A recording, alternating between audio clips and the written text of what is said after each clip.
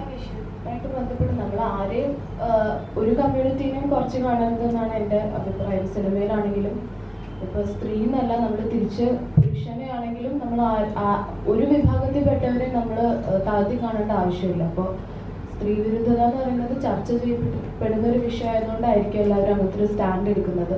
അങ്ങനെ ഒരാളൊരു സ്റ്റെപ്പ് എടുത്തു കഴിഞ്ഞാൽ എനിക്ക് തോന്നുന്നു എല്ലാവർക്കും അത് ഇൻഫ്ലുവൻസ്ഡ് ആവുള്ളൂ. അപ്പോൾ അതുകൊണ്ടായിരിക്കും അത് നല്ലൊരു കാര്യം തന്നെയാണ്. നമ്മൾ മെയിൽ ഡോമിനൻ്റ് ആയതുകൊണ്ട് തന്നെ അവർ ഇങ്ങനത്തെ ഒരു സ്റ്റാൻഡ് എടുക്കുമ്പോൾ അതിന് പ്രത്യേകമായിട്ടൊരു സ്റ്റാൻഡപ്പ് ഉണ്ടാവും, അല്ലെങ്കിൽ ഒരു ഇൻഫ്ലുവൻസ് ഉണ്ടാവും.